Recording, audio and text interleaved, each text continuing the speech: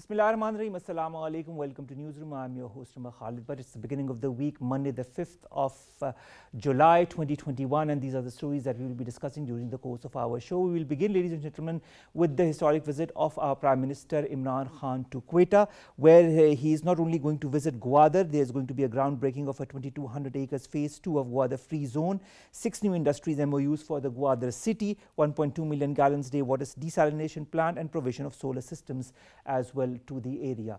And we also heard the Prime Minister talking once he had arrived there, in which he had talked about different things, export-led growth to bridge our macroeconomic balance, and urged local and international investors to invest in the special economic zones. This is going to be our first story.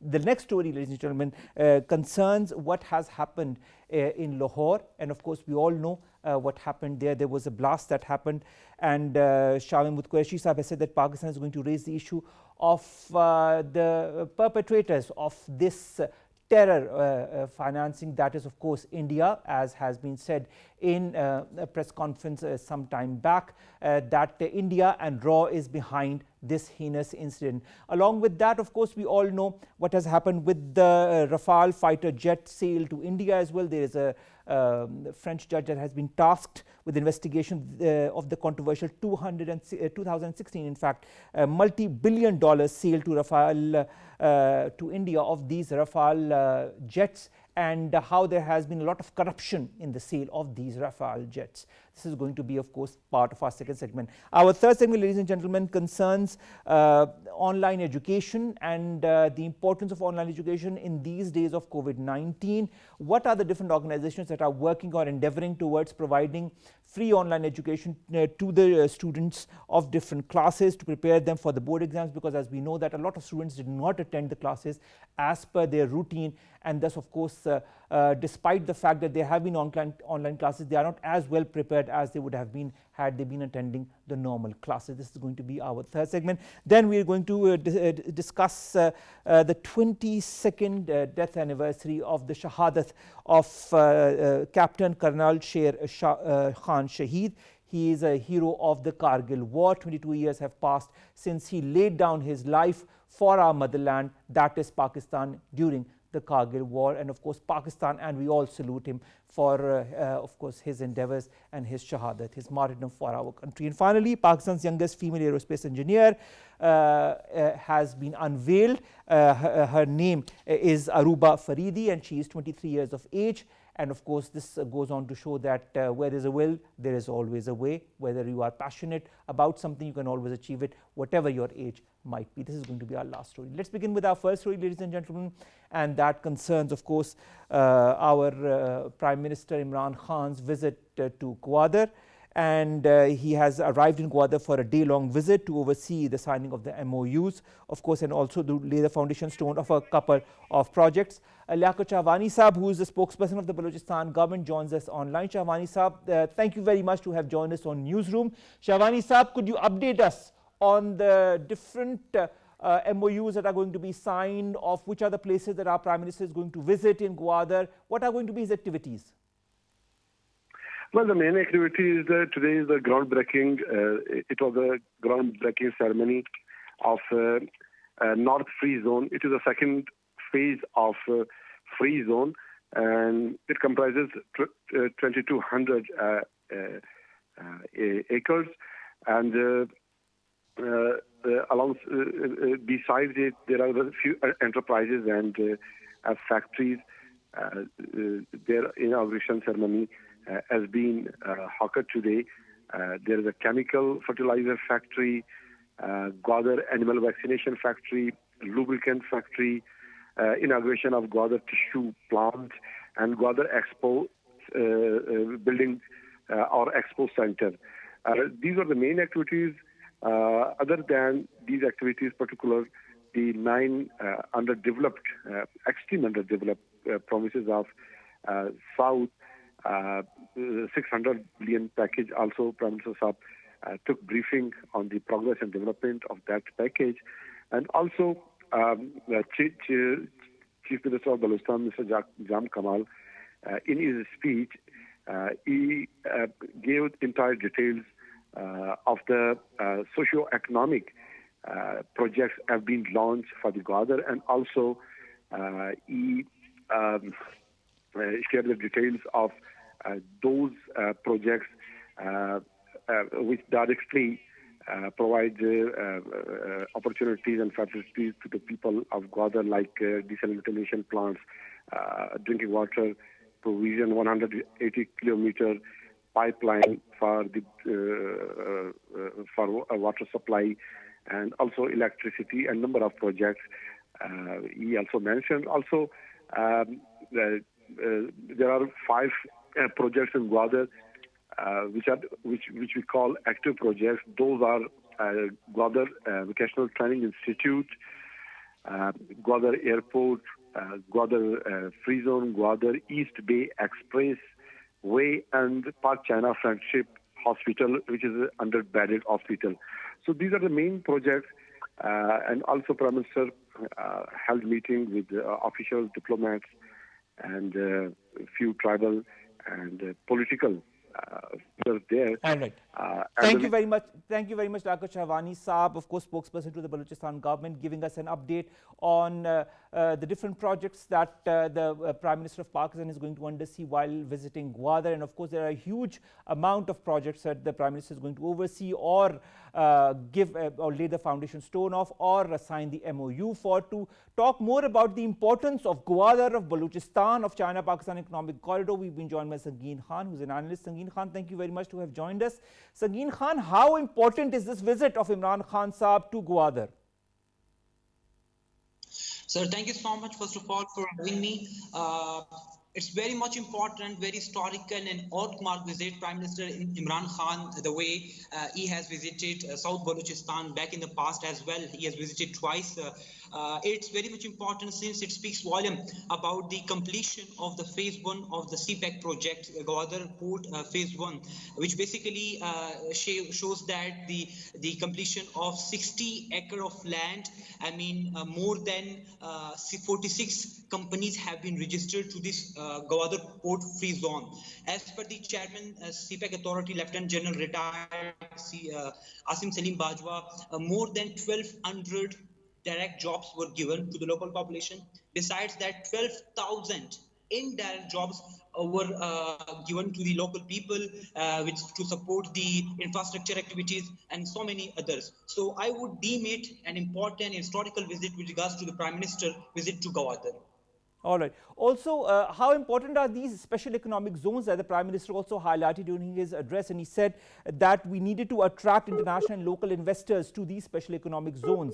Do you feel that the current government is endeavoring enough in order to attract these investors?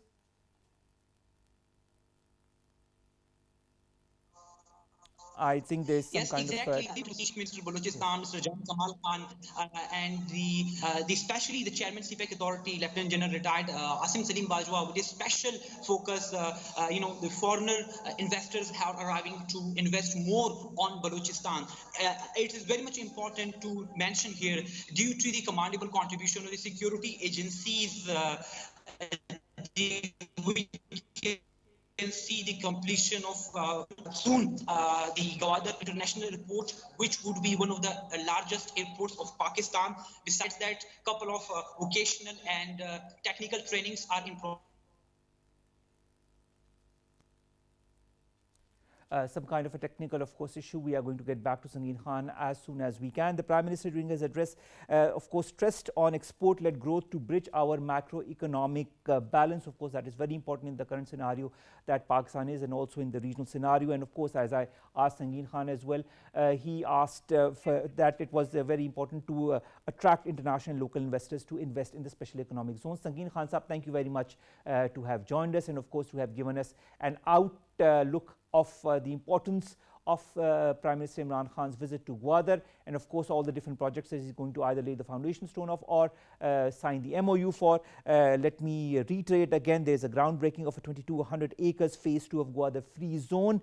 Phase 1 was 60 acres, and then of course 6 new industries, MOUs for Gawadar City, 1.2 million gallons day water desalination plant, and provision of solar systems to the area. Of course, that will go a long way also to attract these investors into the special economic zones that are around the area. Let's go to our second segment, ladies and gentlemen, and that concerns the latest spate of terrorism that we've seen that happened in Lahore. Foreign Minister Shah Mahmood Qureshi has said Pakistan is going to raise the issue of this terror attack that has all the hallmarks of raw, and India, as has been said in a recent media address by our different ministers. And he said on Monday that we expect the international community to take notice of solid evidence provided by Pakistan about the Indian involvement in the Johar town terror incident in Lahore. More in the following report.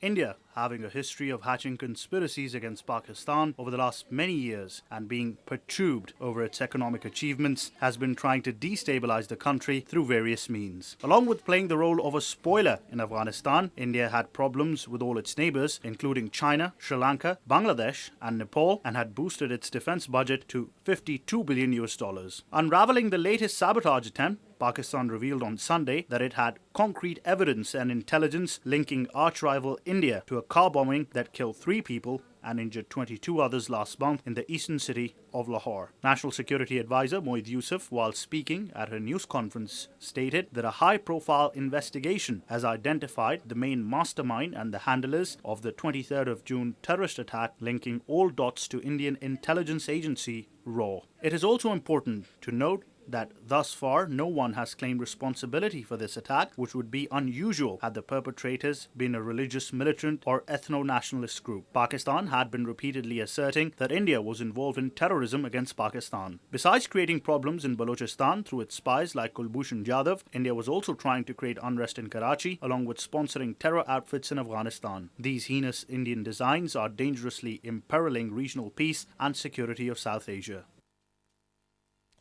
To talk about the Indian involvement in this terror incident that has happened in Lahore, and also in the past incidents that have happened in Pakistan directly or indirectly, as has been enunciated and detailed by Kulbhushan Yadav, who was arrested from Balochistan. We've been joined by Lieutenant General retired Naeem Lodhi Sahab. He's a defense analyst. Sir, thank you very much to have joined us. It's a pleasure to have you always for our shows. Sir, now that we know that India and RAW is behind this attack in Johar town in Lahore, and of course we all also know what has been happening in the past as far as the Indian involvement all across Pakistan is concerned, and the Indian deliberate designs to destabilize Pakistan. With all the documentary evidence that Pakistan has already sent in the past as well, and now that it has this evidence about the Johar town incident as well, do you feel that the foreign bodies, that the organizations that matter and or that could pressurize India will take some kind of an action? Thank you very much.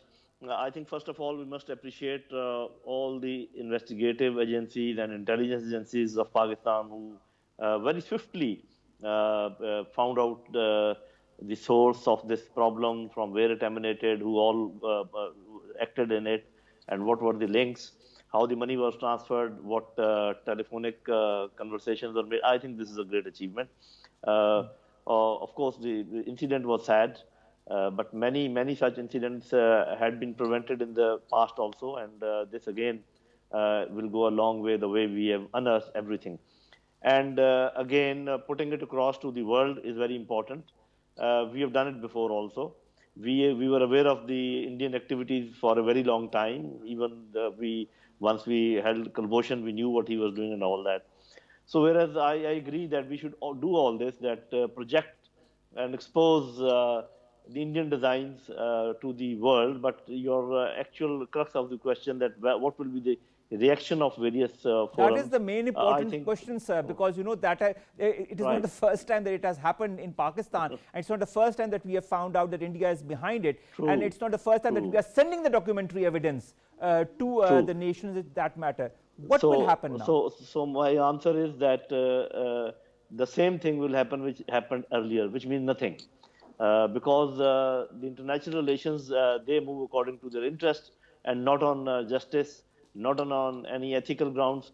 So I think whereas it is necessary that it should be projected, but if we go to various forums, it will not bring the desired reaction. But in my opinion, if we take it to the civil society of the world at large, through media, through other means, that may create a pressure on their governments and ultimately against India to do something. So I would suggest to the Foreign Office that, okay, do pursue it through lawfare, definitely, but please do project it to the civil society of the world and to the media of the world, because that is likely to have a better reaction. After saying all this, I want to add one more thing, and that is that whenever a physical action is taken against a country, just the diplomatic maneuvers and diplomatic answers will not prevent the opponent to stop doing what they are doing.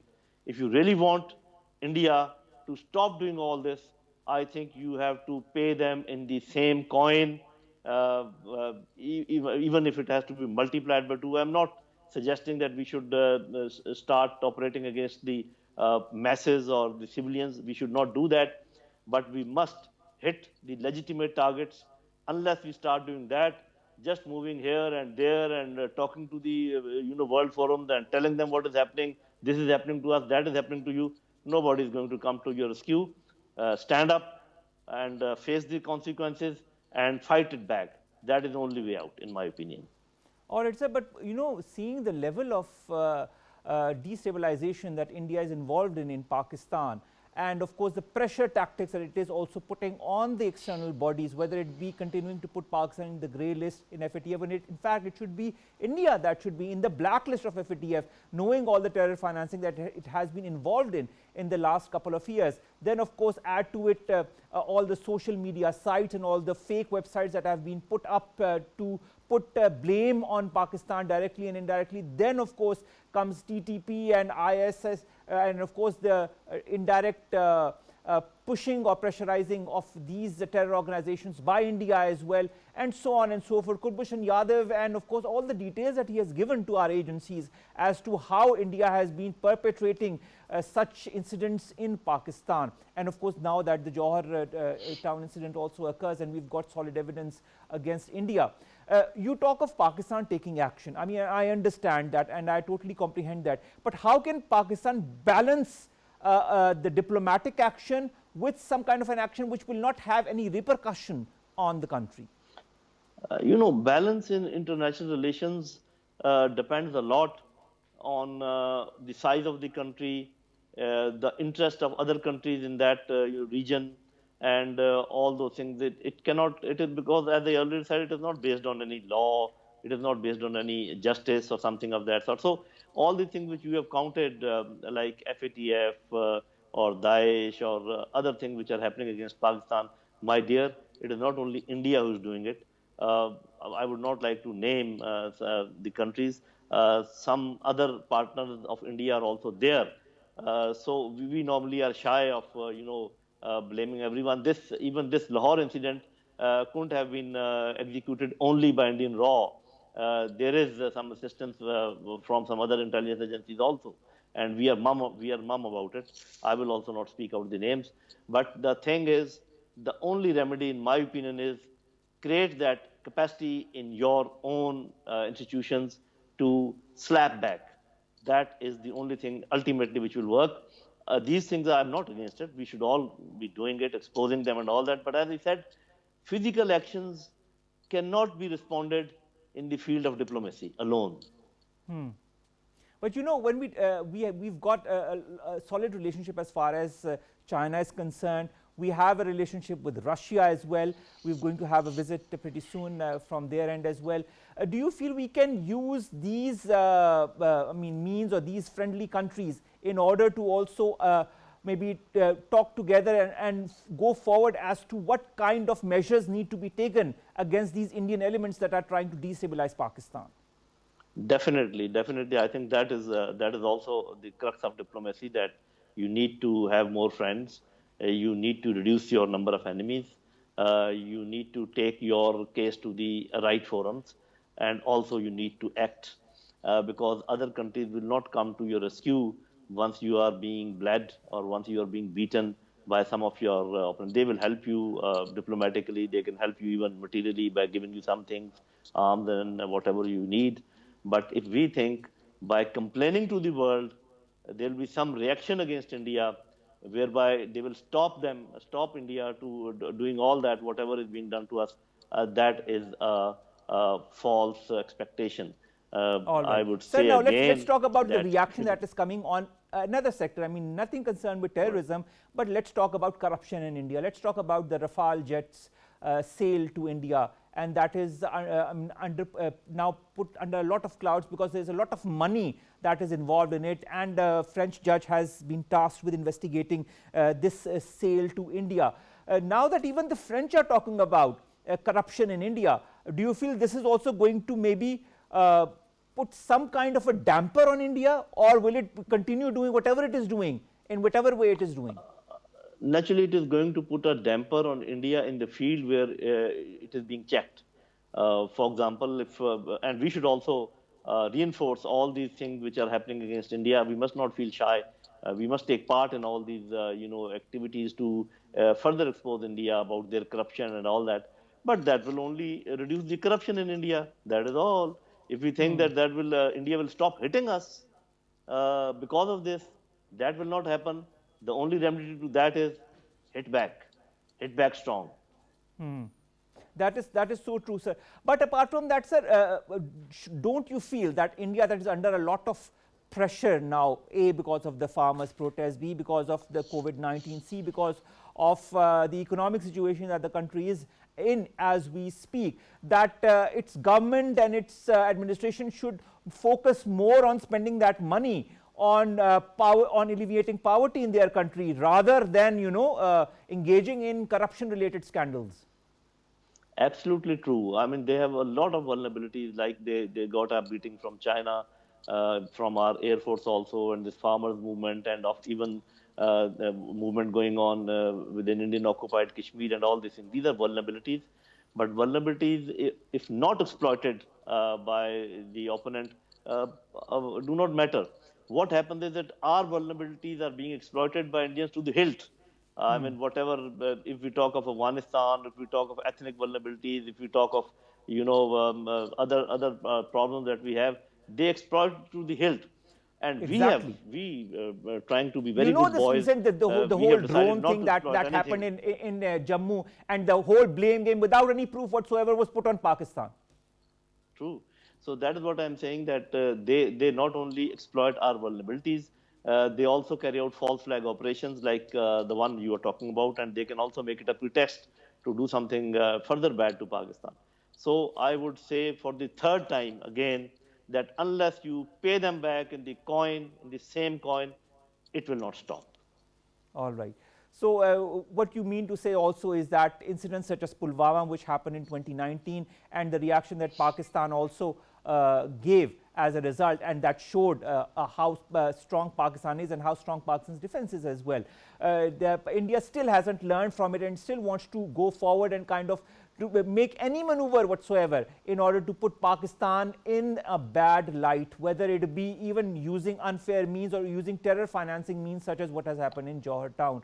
Let's hope, sir, that whatever you have said is going to the right quarters, and that the necessary means will be employed by our government with our friendly countries that understand Pakistan's perspective as well, as far as what India is perpetrating directly and indirectly. And I hope that India will be made to understand one way or the other that whatever it is doing needs to be. Thank you very much, Lieutenant General Naeem Lodhi, retired Saab, to have joined us and to have talked to us in detail about this element of terrorism and India's, of course, being behind this and so many other incidents that have been putting Pakistan not only in a instability but also in a bad light across the world. And also FATF, let me add again, has India behind it working against Pakistan. And now let's go towards our third segment, and that concerns innovative learning solutions. We know that what has happened due to COVID-19 is that students across Pakistan, also across the world,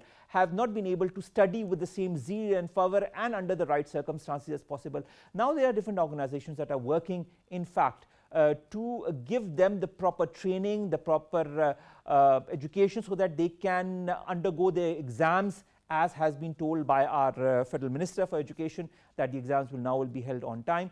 And so now these students need to prepare them with the right tools.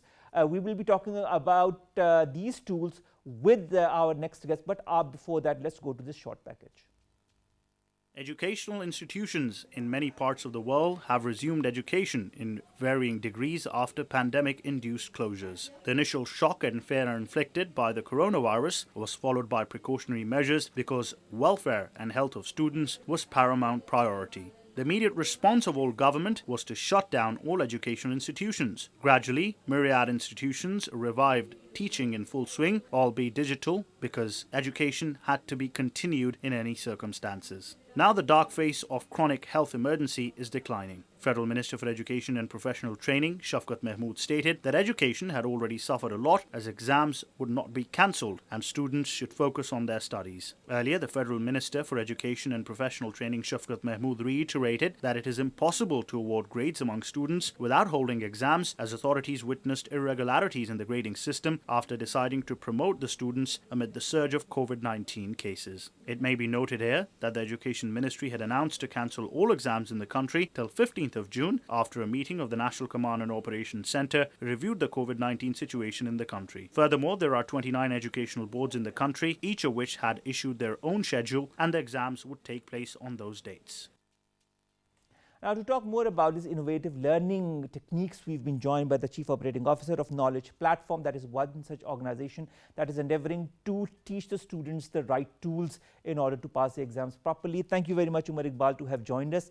Omer Iqbal, tell us a little bit about Knowledge Platform and how it endeavors to train the students. Yeah, basically Knowledge Platform is trying to change and transform education in Pakistan by leveraging technology, because we are the pioneers of e-learning in Asia, and also in Pakistan we are the ones who have brought EdTech in Pakistan. And through this exam prep master program that we have recently launched, actually we are trying to empower students, not only students but also teachers, to prepare for their board exams in a very short span of time, because COVID has exposed so many challenges for students as well as for teachers. So government has now announced that exams are eventually going to happen. Students are under the pressure. They have very less time to prepare for their board exams, and over past many years we have been training our artificial intelligence engine, and we thought that this is the right time to make use of it when students most need it. So that's why we have introduced a platform where students can come, they can prepare for their exams in like a week's or less than a week's period of time. But how do you, empower them in a week or less than a week's time for such important exams such as the boards? Yeah, because we have the data from past so many years. We understand that what are the learning gaps among the students. When they interact with the platform, we capture their data, we capture their learning patterns, and by that we are able to identify their customized learning paths that can help them prepare for their board exams in like 4 or 5 days in a time period.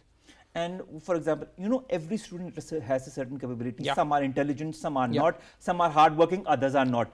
And That's right. we rarely get that combination of hard work and intelligence. That's right. So how do you gauge that student? Is there a preliminary interview or some kind online to understand what their student's capability is and where you need to work on him? Yeah, actually that's a very good question. In fact, because we have adaptive assessments in the system, when you come to the platform, we take a test that's in the form of a simple assessment. We present few MCQs, and based on that we can identify what are your weak skills, what are your strong skills, and based on that system is able to guide you like what you need to prepare in order to present yourself for a board exam. And we have mock tests available. There are different topics and there are different mock tests available for each particular topic. You can prepare topic by topic, and then you excel and get higher grades as per your dreams. Now, the boards, there are different boards. There are the O-levels, A-levels, and there are the different boards, of course, the metric and the FA, FAC as well. What are the different tools? Are these tools different for these different kinds of board exams? Actually, tool is same, but we have different content. Like for federal board, for Sindh board, and for Punjab board, we have different content available. So you can register for the board that you are appearing for in the exam for. So for example, a federal board student can come in and he can enroll in math and science content that government has, because the syllabus is not reduced. So you can enroll in your respective grade and in your respective board, and then content will be tailored according to that. So we have content more than we are covering almost every board in Pakistan now. So we have the huge set of content library as well as the questions. Now, in the past 2 weeks, students have attempted more than 0.5 million questions through our system. So that's a huge data that we are generating, and that gives us also learning that how students are interacting, what are their top strong skills, what are their weak skills, and we also know that what are the topics that they need to prepare for the board exam, and that gives us strength to help them prepare for board exam. Now, Omar, I've passed the federal board examinations. Other people in my family have passed the ONA levels, and so many of my friends have passed those as well. The formats are very different, you know. The format of ONA levels is different. It more is a usage of your brain and your skills on how you can interact with the knowledge that has been provided in the books and apply it in the answers to the questions. Whereas the federal board exams, of course, and the other board exams are more or less the information that has been given in the books. And you have to write it down in a certain manner that is, of course, convivial and also understandable by the one who reads it, so that you get enough marks. The preparation must be very different for the both of them. Do you prepare these students or for these lengthy exams as well? Yeah, we have actually question papers that are exactly like the ones that you are going to see in the board exam. So we use exactly the same format that you are going to see. For example, if you are preparing for Gujranwala or Punjab board, any of the boards in Punjab, so you can download that paper and can solve it offline. For example, over the weekend we have just published a paper for biology. We have asked students that you can download it, fill it like you are going to appear in the board exam, and then we will be publishing it students tonight, the solution tonight. So that's the way we are covering different aspects like short question, long question, as well as for MCQs. What are the prerequisites, Omar, for any student to kind of be part of any program, whether it be for OAA level or any federal board or any other board of the country? Do you first of all, for example, I've asked you about the interview that you have with the students beforehand, but sometimes you feel a student is not really prepared for that board exam. Do you tell him or her then, that this time you need to kind of pass it on and not go for it, because we feel that you're not well prepared to get good grades in it? Yeah, you see, the way we have organized content, we divide content into set of different skills. We link each topic with a particular skill. So once student comes into the platform, we take his or her test. So after the test, we present him the skills that you have attempted these many skills, and these are your strongest skills, these are your weakest skills that you need to prepare for. And that's the prerequisite. Because once you come to the platform, you identify your strengths, you identify your weaknesses, then I think then your course of action is set, and we can help them learn better and quickly. All right. And do you feel really, when you talk to these students and when you talk to the teachers who are training the students, that you really feel that COVID-19 has impacted their learning levels to a large extent? Yeah, obviously, if you look at the past 1 year, then there have been huge learning losses,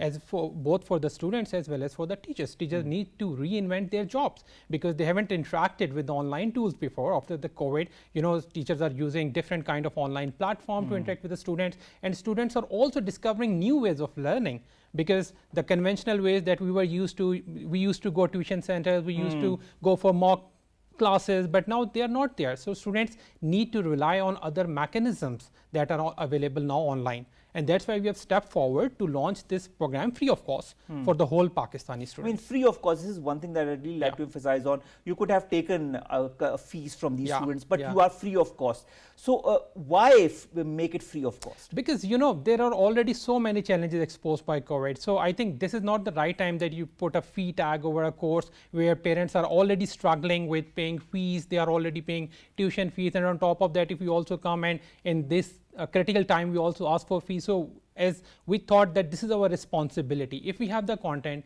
if we have the technology, then I think it should be available, and technology should reach students beyond their economic and social barriers. And that's why not only this, we are also trying to overcome other barriers that are faced by students and parents in Pakistan, like in the form of devices, because in order to access, you need to have devices. So very soon we are going to launch an educational device in Pakistan that will be available on very nominal monthly installments, and every parent can enjoy, because in Pakistan, there are generally 3 kids going to school. Three kinds of kids. Three kinds of kids going to school. So the way we are trying to envision this product is a single education device per family where 3 kids can enjoy their tutor-led learning, because it's not only an online tool.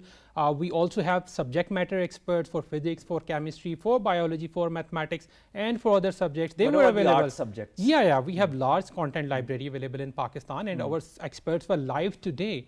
They were giving instructions. They were addressing student questions, their concerns, and giving them very useful tips that can help them excel in their board exams. When did this go live, in fact, this knowledge platform? Knowledge platform was established basically in 2000. We were focused on corporate learning. We worked with world famous organization till 2012. But then we realized, although we are providing technology to the world outside Pakistan, but within Pakistan, EdTech doesn't exist. The students that are suffering and studying in Pakistan, we thought that we should bring the same technology in Pakistan. We sold our business to an international organization, and then we started developing content for Pakistani market. We are the one to develop learning solution in Pakistan and export it to China in 2016. There are 450,000 students starting through our platform, and in Pakistan we started rolling out our content and solution since 2016. Wonderful. And this exam prep solution we just rolled out 2 weeks before, and the response is overwhelming because we have 25,000 plus registrations just in the 2 weeks time. And That we is have, wonderful. And we have 0.5 million plus question attempts.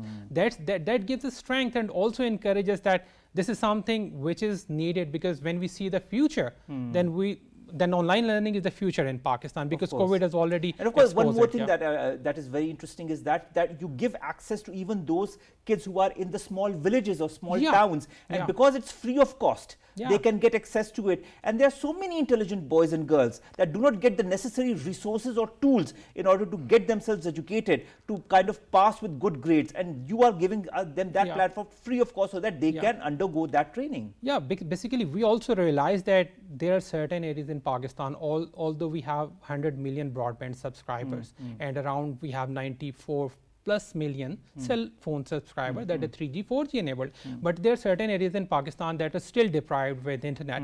So we have developed our application in a way that it can be downloaded and it can work offline even in those regions where students are challenged by the internet, and they can avail. And I totally agree with you, our Pakistan is enriched with the talent.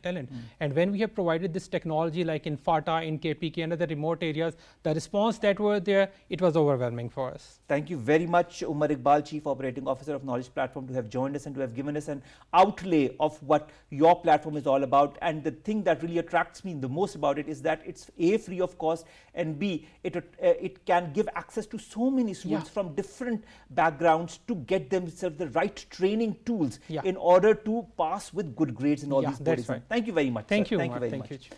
Let's go to our next story, ladies and gentlemen, and that concerns the martyrdom anniversary of Kargil War hero Captain Colonel Sher Khan Shaheed that is being observed today. More in the following report.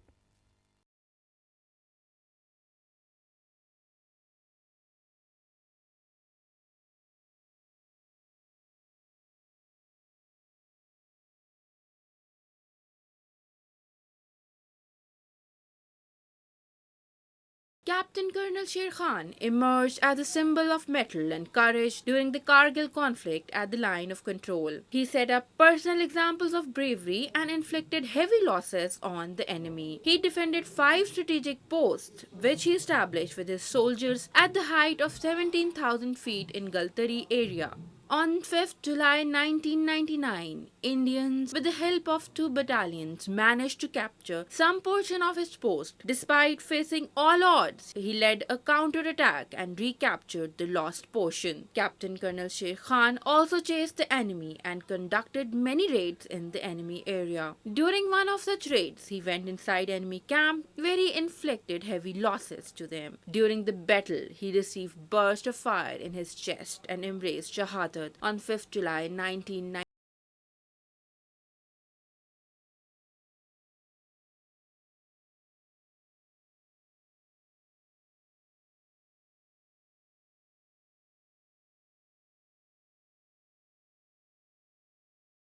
The Indian officer in charge who witnessed his bravery placed a praise-filled note in his pocket. His family members were proud to learn that he gave up his life for the country. He left an everlasting mark on the younger generation of his family, who firmly believed that there would be nothing without the country. Captain Colonel Sher Khan is one of the 10 recipients of country's highest military award, Nishan-e-Haider. And I'm Shahzad, PTV World News.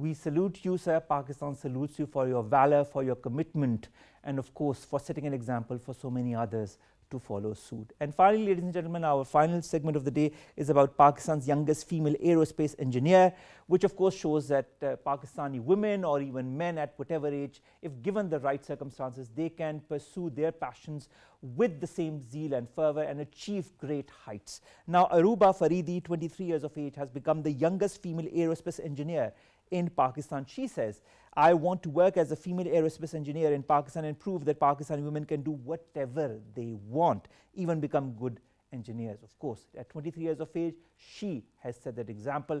And of course, women in Pakistan can learn a lot from her as far as her passion and her zeal and her zest is concerned. And of course, I'm sure so many of you who are watching this show right now must be wanting to become an engineer just like Aruba Faridi. Congratulations, Aruba.